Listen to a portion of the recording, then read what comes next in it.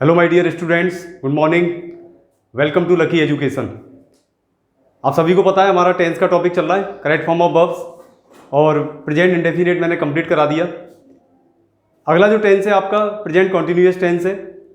यहाँ पर मैंने लिख दिया है, थोड़ा सा आप समझना ज़रा ध्यान से कि मैंने जब आपको इसका चार्ट बनवाया था तो आपको मैंने बता दिया था कि आप चार्ट से ही पता लगा सकते हैं कि टेंस की डेफिनेशन कैसे फाइनल होती है। ठीक है, उसी को मैं आगे फॉरवर्ड कर रहा हूँ और बड़ी सिंपल वे में मैं आपको बताऊंगा कि कितना आसानी से आप किसी टेंस को समझ सकते हो। केवल आपको एक काम करना है कि उसका अर्थ कर लेना, एक बार उसका हिंदी अर्थ जरूर कर लेना, जिससे आपको ये आइडिया लग जाएगा कि कौन कौन सी टर्म्स हैं जो उसके अंदर आ रही हैं और क्या उसका अर्थ निकल रहा है। ये आपको ध्यान से समझ लेना है। यहाँ पर आप देख रहे हैं मैंने यहाँ पर लिखा है अगला जो टेंस है आपका present continuous tense.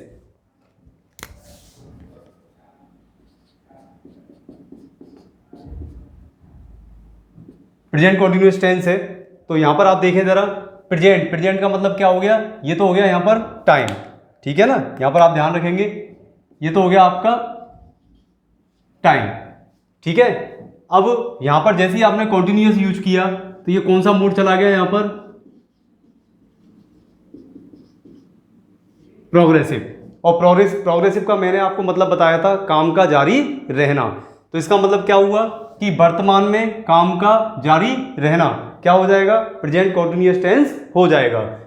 Progressive aspect कौन सी वर्ब शो करती है ये भी आपको अच्छी तरह पता है, ये भी मैंने आपको बताया था। ये जो वर्ब इसके अंदर आएगी वो आएगी MB4 हमेशा कौन सा एस्पेक्ट शो करती है, कौन सा करती है, प्रोग्रेसिव एस्पेक्ट। प्रोग्रेसिव का मतलब होता है काम का जारी रहना, ये आपको इससे पता चल जाएगा। यहां पर मैं आपको बता रहा हूं अब इसमें होता क्या, दो तरीके का पैटर्न है इसका जो आपको समझना है, केवल आपकी नॉलेज के लिए। समझ तो आप अर्थ करते ही जाओगे, नॉलेज के लिए कैसे है। यहाँ पर आप देख रहे हैं मैंने इसकी सबसे पहले डेफिनेशन लिखी है, और डेफिनेशन बहुत आसान है, बड़े आसानी से आप इसको समझ जाओगे। क्या लिखा है मैंने कि एन एक्शन का मतलब हो गया एक कार्य जो होता है गोइंग ऑन, जो चल रहा होता है at the time of speaking, वो भी कब, बोलते समय का क्या मतलब है, जैसे अब मैं बोल रहा हूं, अब इस समय मैं बोल रहा हूं और काम उसी समय चल रहा हो तो वो कौन से उसमें चला जाएगा, प्रेजेंट कॉन्टिन्यूअस टेंस में चला जाएगा। यानी कि स्पीकर के द्वारा, स्पीकर का मतलब वक्ता है, वक्ता का मतलब बोलने वाला, यानी स्पीकर के द्वारा बोले जाते समय यदि काम चल रहा है, काम का जारी रहना पाया जा रहा है, तो वो किस टेंस में जाएगा, प्रेजेंट कॉन्टिन्यूअस टेंस में चला जाएगा। ये एक बहुत जनरल पहचान है, बहुत सिंपल पहचान है। लेकिन इसमें क्या होता है कि जब आपका एग्जाम होता है तो एग्जाम में जो एग्जामिनर है वो क्या कॉम्बिनेशन दे देता है, कॉम्बिनेशन इस तरीके से देता है कि जिससे कि बच्चा थोड़ा सा कंफ्यूज हो जाए, हल्का सा कंफ्यूज करने की कोशिश करेगा आपको। उसके एग्जांपल्स जब मैं आपको कराऊंगा तो आपको पता चल जाएगा कि आप कहाँ अटक सकते हो, कहाँ आपको दिक्कत हो सकती है। उस तरीके के एग्जांपल्स जैसे मैंने प्रेजेंट इंडेफिनिट में कराई, इसी तरीके की एक्सरसाइज में आपको कंटिन्यूअस में कराऊंगा। पहले मैं दे दूंगा, फिर आपको वो सॉल्व कर लेनी है, फिर मैं उसको सॉल्व करा दूंगा। तो यहाँ पर देखें आप जरा कि यहाँ पर मैंने डेफिनेशन फाइनल कर दिया आपकी कि an action going on at the time of speaking, वक्ता द्वारा बोले जाते समय, यानी कि काम जब चल रहा हो और स्पीकर बोल रहा हो तो प्रेजेंट कॉन्टिन्यूअस टेंस में हम चले जाते हैं। तो ये मैंने हिंदी में भी लिख दिया है, देखिए जरा, प्रेजेंट कॉन्टिन्यूअस टेंस का प्रयोग ऐसे एक्शंस के लिए किया जाता है जो बोलते वक्त जारी हो। बस ये सबसे इंपॉर्टेंट है, बोलते वक्त जारी हो, ये आप इसको ध्यान रख लें मेरे जरा, ये आपकी लाइन फाइनल कर देगी कि ये टेंस कौन सा है।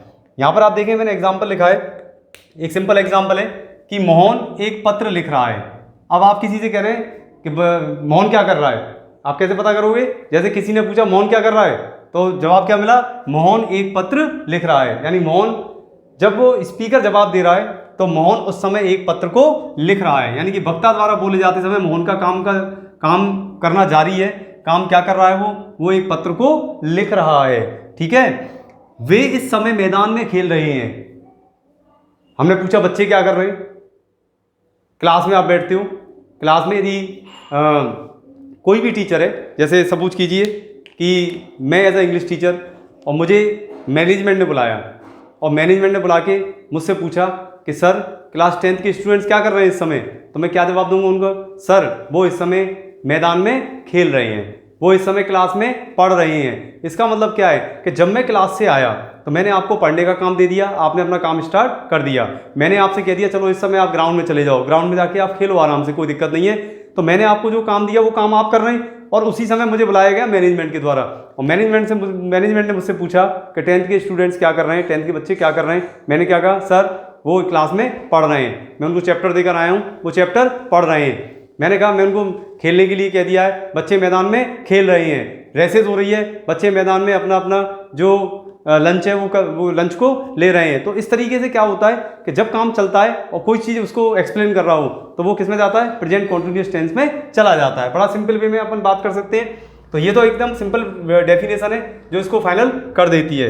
यहाँ पर आपने देख लिया कि पहला एग्जाम्पल है, मोहन क्या कर रहा है, वो एक पत्र लिख रहा है, वे इस समय मैदान में खेल रहे हैं, मैच चल रहा है। मैच चलते समय आप क्या कहते हो, मम्मी थोड़ा सा रुक जाओ, अभी मैच चल रहा है। तो यानी जब आप बोल रहे हैं तो मैच उस समय चल रहा है। मदर ने कहा खाना खा लो बेटा, नहीं मम्मी नेक्स्ट जरा सा रुक जाइए, जस्ट ए मिनट, मैच चल रहा है इस समय, बहुत अच्छा गेम चल रहा है। तो आप क्या कर रहे हैं, जब आप उनसे कह रहे हैं इस बात को रोकने के लिए, उस समय क्या चल रहा है, उस समय एक बहुत अच्छा गेम चल रहा है जिसको आप बहुत ज़्यादा लाइक करते हैं, बहुत ज़्यादा पसंद करते हैं, जो आपका फेवरेट गेम है। तो उस समय आप उसको देख रहे होते हैं। तो देखते समय अब क्या अंतर आता है कि आप उसको देख रहे हैं, इधर वो काम चल रहा है, इधर आपसे दूसरे काम के लिए कह दिया जाए तो आप रोक देते हो उस काम को करने के लिए। तो क्या हो गया कि वे इस समय मैदान में खेल रहे हैं। सिंपल वे में मैं बात कर रहा हूँ, एग्जाम्पल्स में थोड़ा सा हल्का सा घुमा फिरा के कभी कभार आ जाता है, और आगे भी आपको जब अपर क्लासेस में आप आओगे तो थोड़ा सा आपको ये चीज़ें काम आना शुरू हो जाएंगी, जैसे कि आपकी कोई दिक्कत नहीं आए। बात करें कि सेकंड, ये मैंने क्या लिखा है, ये मैंने लिखा है रूल नंबर 1, लेकिन मैं रूल नंबर 2 पे आने से पहले मैं आपको ये बता दूं कि इसका स्ट्रक्चर क्या होता है। सिंपल वे में बात करें तो स्ट्रक्चर आपको पता होना चाहिए, जिससे कि कोई भी आप सेंटेंस बनाएं तो आपको पता चल जाए। तो यहाँ पर आप देख रहे हैं कि सबसे पहले क्या आएगा, सिंपल सेंटेंस के लिए सबसे पहले क्या आएगा, सब्जेक्ट। सब्जेक्ट में देखिए जरा, ही सी इट, यहाँ पर थोड़ा सा अंतर आया है, यहाँ पर आई अलग हो जाता है, यहाँ पर आई सेपरेट हो जाता है, और आई के लिए हम हेल्पिंग वर्ब अलग कर देते हैं। तो यहाँ पर देखें आप, ही सी इट, ही सीट के लिए क्या लगेगा आपका, यदि ही सीट पे जाओगे तो क्या लगेगा आपका, एज लग जाएगा।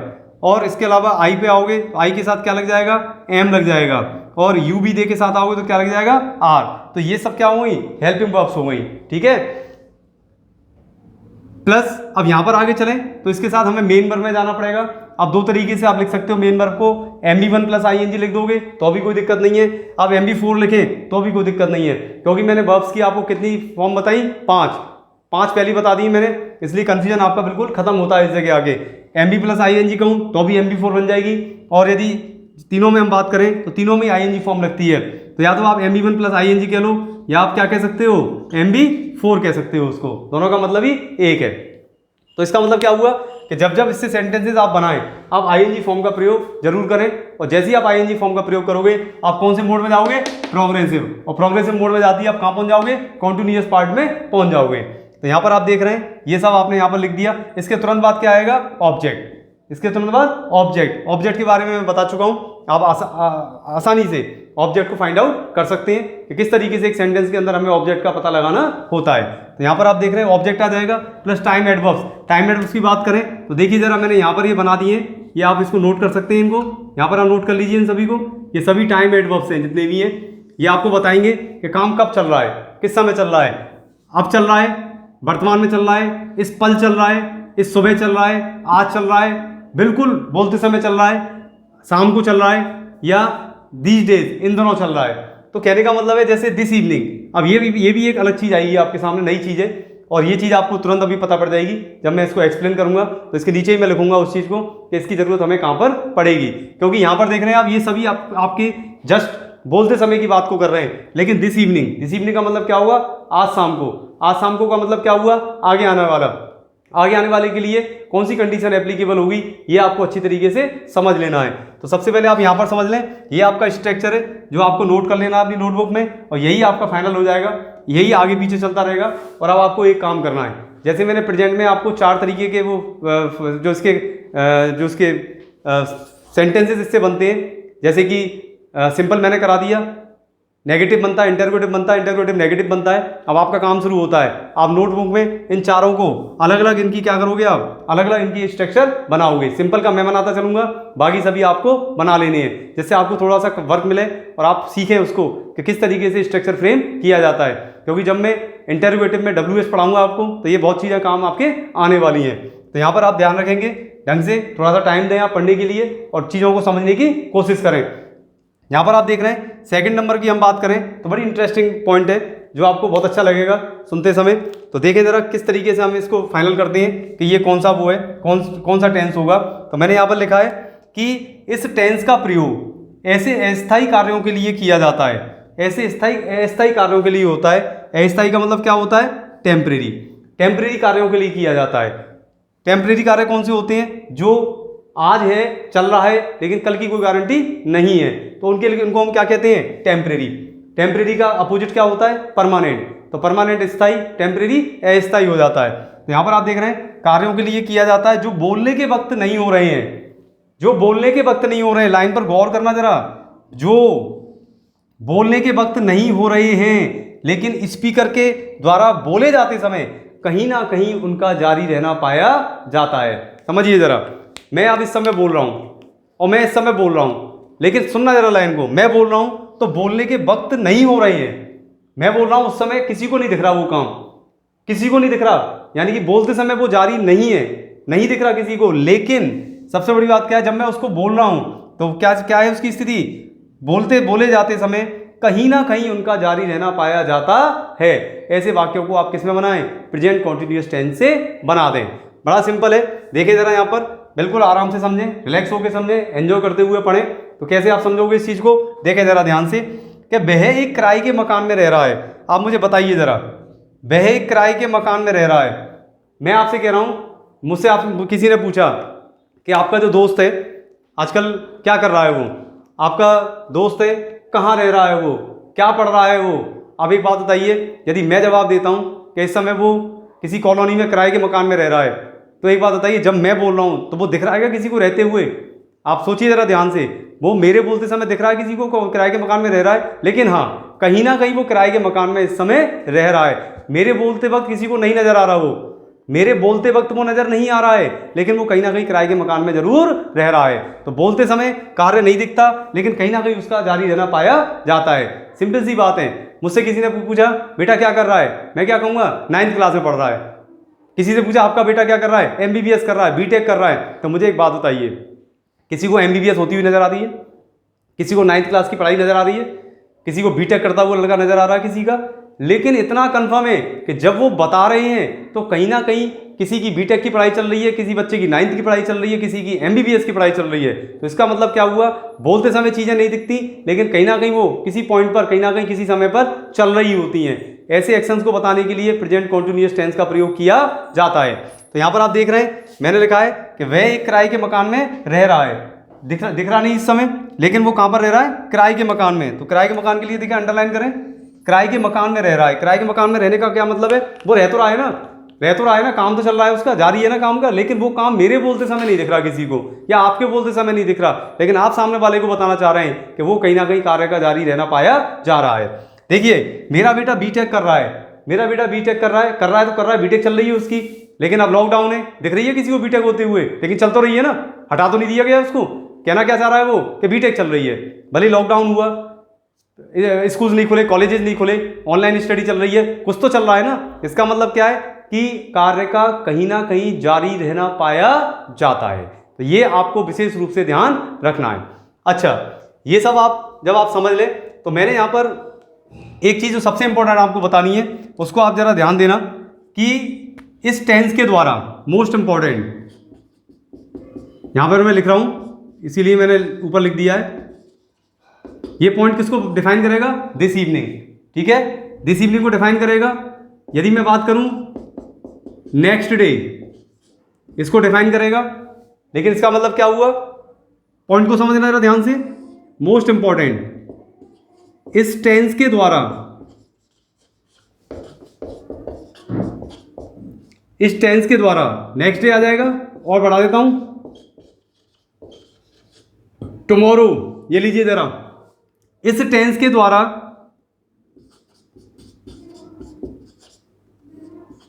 भविष्य में होने वाले कार्य को व्यक्त किया जाता है। पॉइंट समझ में आ गया? मोस्ट इंपॉर्टेंट क्यों है देखें जरा ध्यान से, मैंने यहां पर लिख दिया है मोस्ट इंपॉर्टेंट। देखें जरा ध्यान से क्यों लिखा मैंने मोस्ट इंपॉर्टेंट, उसको समझा जरा। इस टेंस के द्वारा भविष्य में होने वाले कार्य को व्यक्त किया जाता है। यानी कि काम अभी हुआ, काम कुछ नहीं है, लेकिन आगे होगा। आगे जब होगा तो हमने क्या लगा दिया यहाँ पर, दिस इवनिंग। हमने क्या लगा दिया, नेक्स्ट डे। हमने क्या लगा दिया, टुमारो। अब सुनना जरा ध्यान से, एग्जाम्पल लिख रहा हूं मैं, उसको ध्यान से समझना जरा।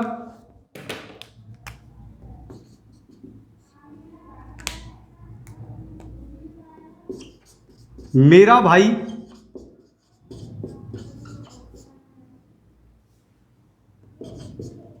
आज शाम को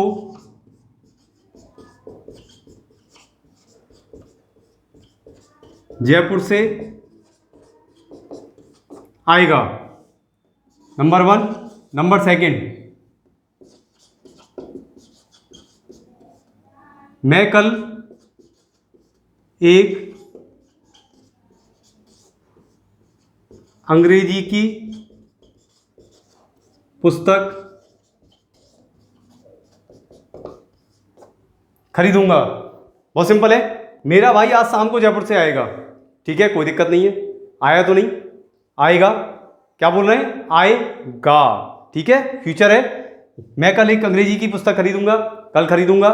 अगले दिन, कल, आज शाम को, किस में जा रहे हैं सब ये सब किस में जा रहा है, फ्यूचर में। लेकिन हम प्रेजेंट कॉन्टिन्यूअस टेंस के द्वारा किसको व्यक्त कर सकते हैं, इस टेंस के द्वारा हम भविष्य में होने वाले कार्य को व्यक्त कर सकते हैं। यहां पर लिख देंगे हम, जरा नोट कर लेना ध्यान से, व्यक्त कर सकते हैं, ये लिख दें। तो इस टेंस के द्वारा भविष्य में होने वाले कार्य को व्यक्त कर सकते हैं। कैसे कर सकते हैं कि मेरा भाई आज शाम को जयपुर से आएगा, मैं कल एक अंग्रेजी की पुस्तक खरीदूंगा, मैं कल एक मोबाइल खरीदूंगा, मैं कल एक मकान खरीदूंगा। सब फ्यूचर में जा रहे हैं, लेकिन हम प्रेजेंट कॉन्टिन्यूअस टेंस के द्वारा भविष्य में होने वाले किसी भी कार्य को व्यक्त कर सकते हैं, ठीक है ना। तो कैसे व्यक्त करेंगे, उसके लिए हम देखें जरा। जब हम यहाँ से स्टार्ट कर रहे हैं तो हम इनका स्ट्रक्चर हमें मिल गया है। स्ट्रक्चर बनाते हुए हम इसको समझने की कोशिश करेंगे कि किस तरीके से हम इनका यूज कर सकते हैं। तो सबसे पहले आप देखें जरा, यहाँ पर मैंने लिखा है, देखें जरा ध्यान से यहाँ पर, कि मोहन एक पत्र लिख रहा है। मोहन एक पत्र लिख रहा है। अब सिंपल है, स्ट्रक्चर आपकी समझ में आ गया। मोहन क्या है, सब्जेक्ट है। मोहन इज, मोहन क्या है, सिंगुलर है, क्या लगा देंगे, इज राइटिंग अ लेटर। हो गया simple, Mohan is writing a letter. वे के लिए क्या हो जाएगा, they are playing in the ground. इस समय, एट दिस टाइम, ठीक है, क्या हो जाएगा, they are playing in the ground at this time. वे इस समय, हमने पूछा क्या कर रहे हैं वे तो इस समय मैदान में खेल रहे हैं, तो बोलते समय क्या हो जाएगा, कार्य का जारी रहना, they are playing in the ground at this time. हो गया आपका क्लियर बिल्कुल। अब यहां पर आ जाइए, आप नीचे आ जाइए, स्ट्रक्चर वही काम करेगा, बस किसमें अंतर आ गया, अंतर इसमें आ गया। ये आपको समझने वाली बात है कि आप कभी स्पोकन में चल रहे हो, कभी आप पढ़ रहे हो, समझ रहे हो, तो आपको इस चीज का ध्यान रखना है। क्या हो जाएगा, he is living in a rented house. ठीक है, क्या हो जाएगा, he is living in a rented house.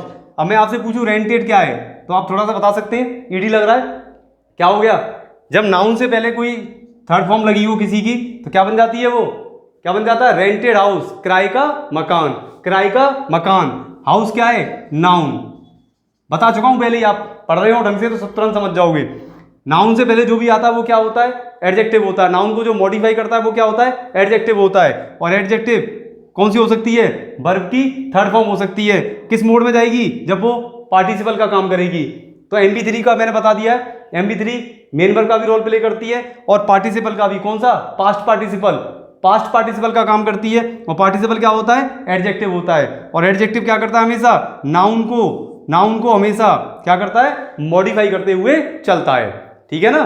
जैसे आपने एक और एग्जांपल में बता देता हूं, आपको समझ में नहीं आ रहा होगा, पहली बार आया है। He is living in a rented house, वो एक किराए के मकान में रह रहा है। ठीक है, तो आप देखें जरा, आई सॉ, मैंने देखा, अ वंट चाइल्ड। अब आपकी समझ में आ जाएगा कि मैंने देखा बर्न्ड चाइल्ड, बर्न्ड क्या होती है MB3, चाइल्ड क्या होता है नाउन। तो मैंने देखा एक जले हुए बच्चे को देखा, जले हुए बच्चे को देखा, तो इसका मतलब क्या हुआ, बर्न्ड चाइल्ड का क्या मतलब है, जल चुका था पहले। MB3 क्या बताती है, काम खत्म। लेकिन यहां पर MB3 किसका रोल प्ले कर रही है, एडजेक्टिव का।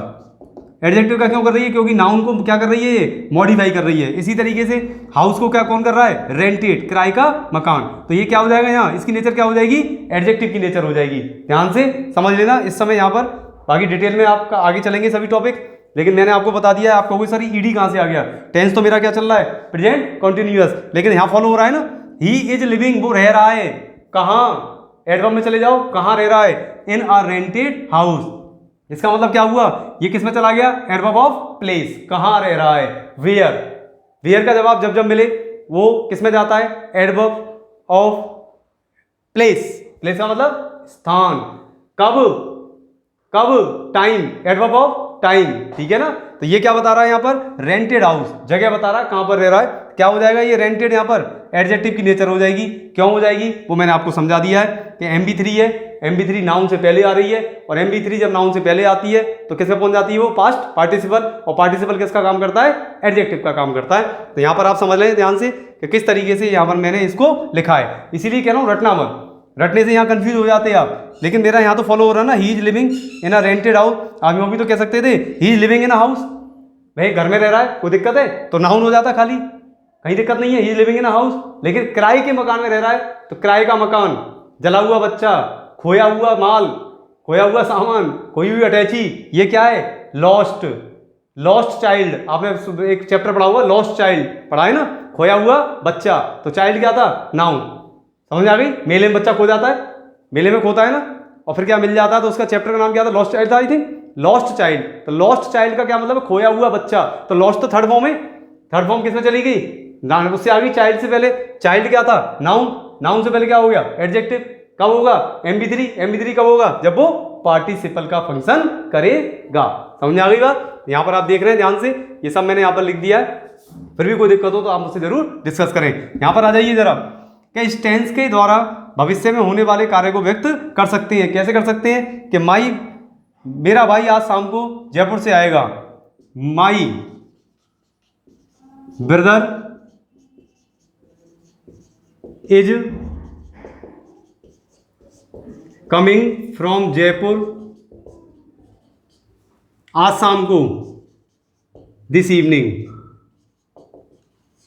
क्या हो गया, my brother is coming from Jaipur this evening, आज शाम को जयपुर, कहां से आ रहा है, जयपुर से आएगा। लेकिन मैंने क्या लिखा है, माई ब्रदर इज कमिंग, मेरा भाई आ रहा है, कहां से आ रहा है, जयपुर से आ रहा है। कब आ रहा है, दिस इवनिंग। दिस इवनिंग किस में चला गया, किस में जा रहा है, ये फ्यूचर में जा रहा है, नहीं जा रहा है। लेकिन हमने किससे बनाया है इसको, my brother is coming from Jaipur, यानी इज कमिंग प्रेजेंट कॉन्टिन्यूअस से बनाया, और किस में चला गया, फ्यूचर में चला गया।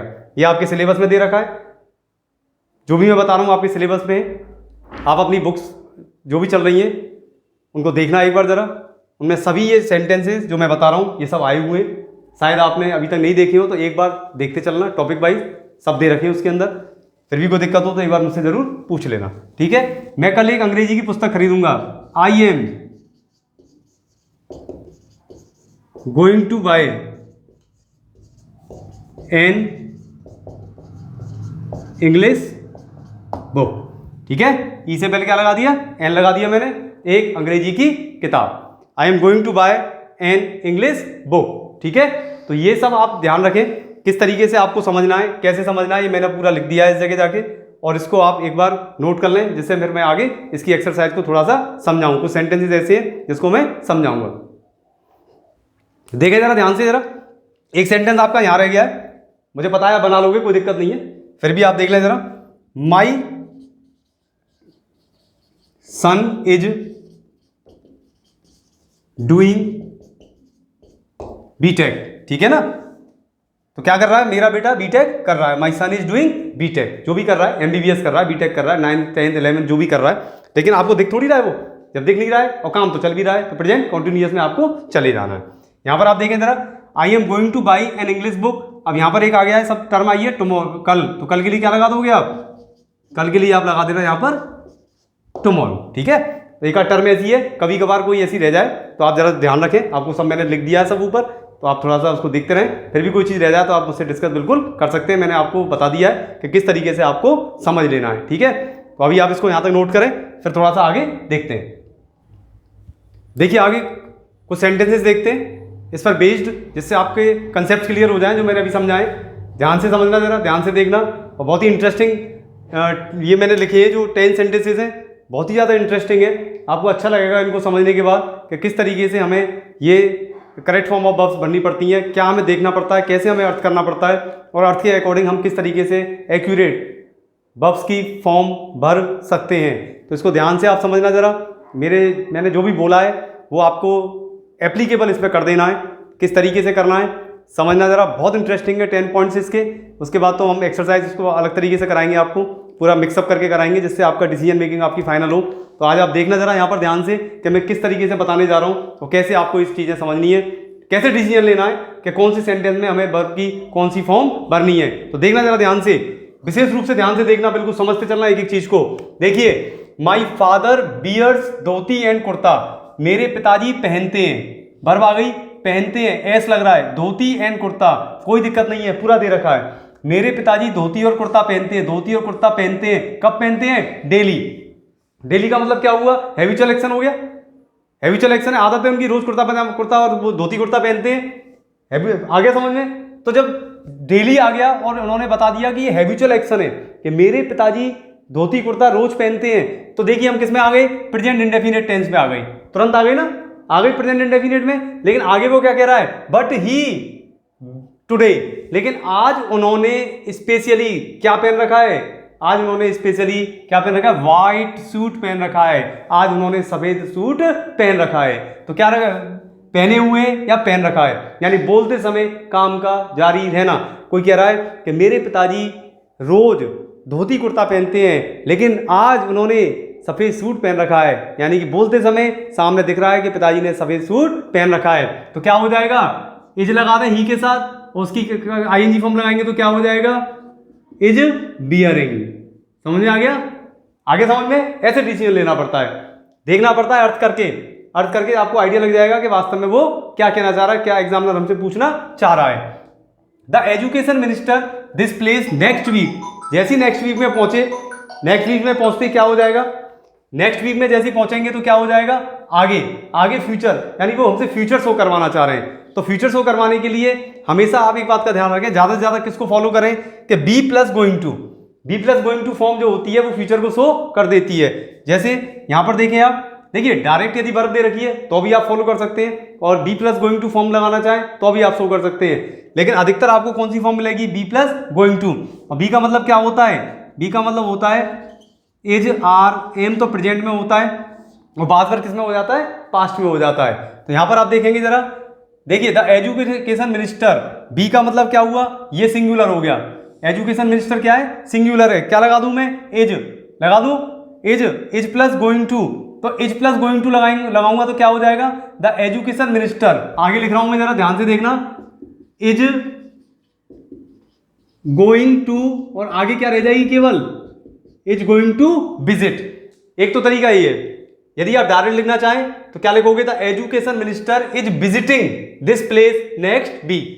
दो तरीके हो गए आपके सामने, कोई दिक्कत नहीं है। आप डायरेक्ट यदि आपका डाउट है तो आप क्या लगा सकते हैं? Is visiting, VISITING। ये तो ये फॉर्म हो गई आपकी HB और MB।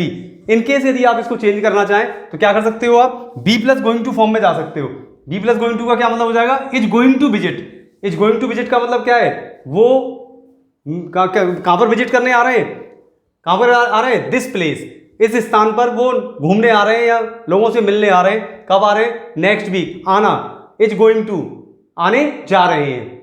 बहुत से बोले हैं ना, मैं कल एक मोबाइल खरीदने जा रहा हूं, समझ में आ गया? मैं एक किताब खरीदने जा रहा हूं, आई एम गोइंग। ठीक है, तो be plus going to form क्या करती है? फ्यूचर इंडेफिनिट को शो कर देती है। लेकिन यदि वर्ब दे रखी है डायरेक्ट तो आप इसका यूज ऐसे भी कर सकते हैं, इज विजिटिंग, और चाहे तो आप इज गोइंग टू विजिट भी यूज कर सकते हैं। दोनों ही अपने बिल्कुल एक्यूरेट है, विशेष ध्यान रखना इस चीज को। ठीक है, लुक, देखो, वहां देखो, लुक देयर, दे। अब देखिए सामने वाला कह रहा, देखो किताब, देखो वो गाय दौड़ रही है, देखो बस आ रही है, ट्रेन जा रही है, कार चल रही है। देखो, लुक, लुक का मतलब होता है at the time of speaking, आप किसी को बताना चाह रहे हैं देखो सामने क्या काम चल रहा है, तो देखो लुक देयर, देखो देखो वहां देखो, दे कम क्या हो जाएगा दे के साथ आर, और आगे क्या हो जाएगा कमिंग, ये हेल्पिंग वर्ब और ये मेन वर्ब। देखो वहां देखो, they are coming towards us, देखो देखो वहां देखो वो हमारी तरफ आ रहे हैं, टुवर्ड्स अस का मतलब हमारी तरफ आ रहे हैं। समझ में आगे बात। द स्कूल्स नेवर, बिल्कुल देखना जरा, the schools never on Sundays, यानी कि रविवार के दिनों में स्कूल कभी नहीं चलते हैं। चलने के लिए हम क्या यूज करते हैं, खुलने के लिए क्या यूज करते हैं, ओपन।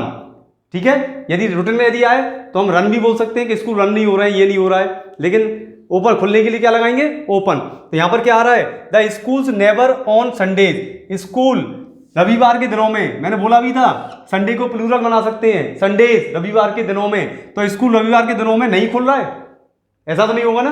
क्या होगा, स्कूल रविवार के दिनों में नहीं खुलता है, तो क्या हो जाएगा, the schools never, never open, school आ रहा है ना, नेवर क्या हो जाएगा, open, never open on Sundays, school रविवार के दिनों में नहीं खुलते हैं। ठीक है, देखिए यहां पर the schools never open on Sundays, विद्यालय रविवार के दिनों में नेवर कभी नहीं खुलते हैं, बट दे, लेकिन वे स्कूल्स, दे किसके लिए आए, स्कूल्स के लिए, दे आर ओपनिंग टुडे, लेकिन आज वे खुल रहे हैं। वैसे तो नहीं खुलते रविवार के दिनों में, लेकिन आज स्कूल रविवार के दिनों में क्या हो रहा है, खुल रहे हैं। तो दे किसको किसको रिप्रेजेंट कर रहा है, दे कर रहा है स्कूल्स को, यहां पर आ गया स्कूल्स के लिए, तो दे आर ओपनिंग टुडे, वे आज खुल रहे हैं।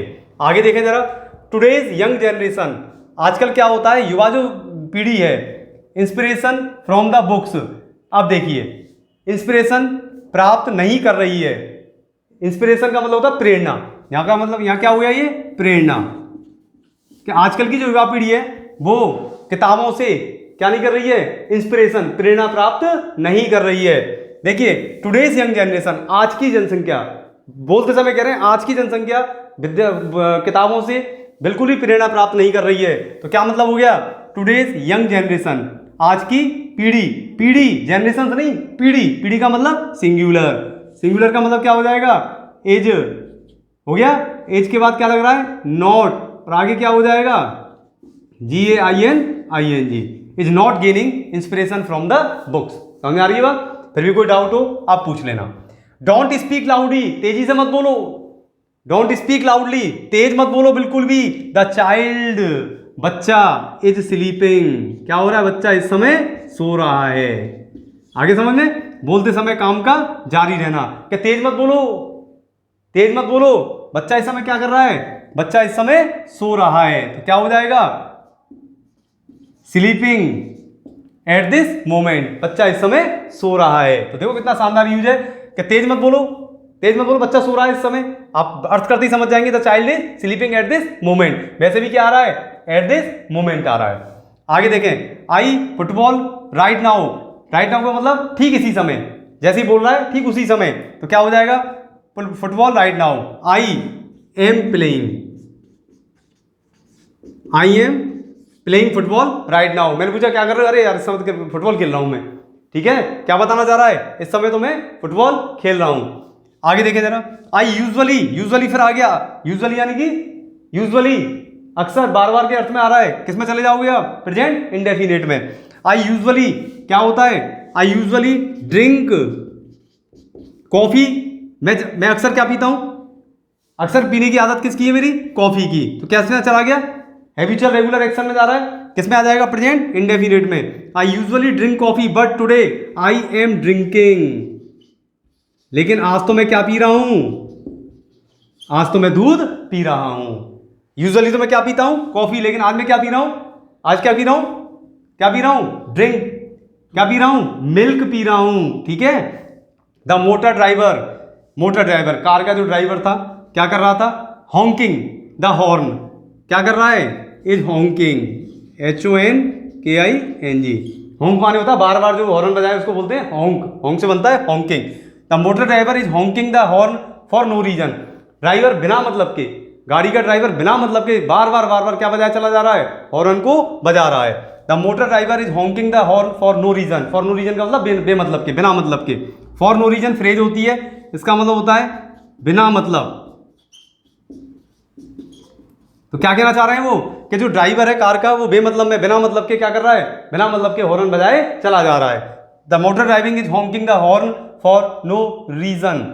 आगे देखें, यस द मैच, हाँ द मैच इज, इसको आप जरूर ध्यान से देखना, मोस्ट इंपॉर्टेंट है। गो ऑन, गो के साथ जब हम ऑन लगा देते हैं तो ये बन जाती है फ्रेजल वर्ब, जारी रहना। गो ऑन यानी कि जारी रहने के अर्थ में आता है। The match is going on, match चल रहा है, जारी है। गो ऑन माने जारी रहना, जारी रहना, जारी रहना, ध्यान समझ लेना। गो ऑन, गो के साथ ऑन लगते ही फ्रेजल वर्ब बनती है, जारी रहना हो जाता है इसका मतलब।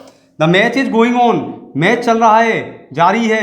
And you can watch it, और आप इसको देख सकते हैं ऑन एनी टीवी, किसी भी टेलीविजन पर इसको आप देख सकते हैं। तो यहां पर आप देख रहे हैं द मैच इज, एक इंपॉर्टेंट चीज मिल गई, the match is going on and you can watch. यहां पर देखिए जरा क्या लगाया है, you can watch it on any TV, आप किसी भी टेलीविजन पर इसको देख सकते हैं। यस बता रहा वो, हाँ the match is going on, हाँ मैच चल रहा है भाई, चल रहा है, आप देख सकते हैं किसी भी टेलीविजन पर, देख लो आप इसको, एनी टीवी। तो कहने का मतलब क्या है कि आप इस तरीके से अर्थ करें जिससे कि आपका मन में एक इमेज बन जाए कि वास्तव में क्या अंतर होता है। अब देख रहे हैं आप यहाँ पर एक क्वेरी आपकी आ सकती है, लेकिन आप पूछेंगे नहीं पूछेंगे मुझे नहीं पता, लेकिन मैं आपको जरूर बता दूंगा। यहाँ पर मैंने लगाया है वॉच, कई जगह सी भी आ जाता है। अगले वीडियो लेक्चर में हम क्या बात करेंगे, सी, वॉच और लुक, ये तीन चीज आगे हमारे सामने आ रही है बार बार। सी, वॉच और लुक, अंतर क्या होता है तीनों में, सी, वॉच और लुक में अंतर क्या होता है, इसको आप ढंग से समझेंगे। तब तक आप जो भी मैंने आज टेंस कराया है, इस टेंस को आप ढंग से समझें, ढंग से सीखें और कोशिश करें कि जो मैं आपको बताने जा रहा हूँ इन सब चीज़ों में, वो क्या बता रहा हूँ इस पर हम डिस्कस करेंगे। नेक्स्ट वीडियो लेक्चर जब आपका शुरू होगा उससे पहले मैं इनको थोड़ा सा आपको ब्रीफ करके बता दूंगा कि सी कब लगाएं, वॉच कब लगाएं, लुक कब लगाएं, माइनर अंतर है, और आपको एक ही बार में समझ में आ जाएगा कि आप किस तरीके से किसके साथ क्या यूज करना है, इनका अर्थ कहाँ पर होता है। टेलीविजन के लिए हम वॉच क्यों लगा रहे हैं और दूसरी जगह के लिए हम सी क्यों लगा रहे हैं, लुक क्यों लगा रहे हैं, ये सब आपको पता चल जाएगा। तो आप लगातार पूरा वीडियो लेक्चर देखें, समझें जरा ढंग से और लिखते चलें कॉपी में, जिससे कि आपको ये पता चलता रहे कि मैं क्या बताने जा रहा हूँ। इसको जरूर नोट कर लेना कि बी प्लस गोइंग टू का मतलब होता है एज आर एन के साथ गोइंग टू लगाते हैं तो फ्यूचर शो होना शुरू हो जाता है। ठीक है, आराम से पढ़ें, रिलैक्स होके लगे, आराम से पढ़ते रहें। Stay home, stay safe, thank you.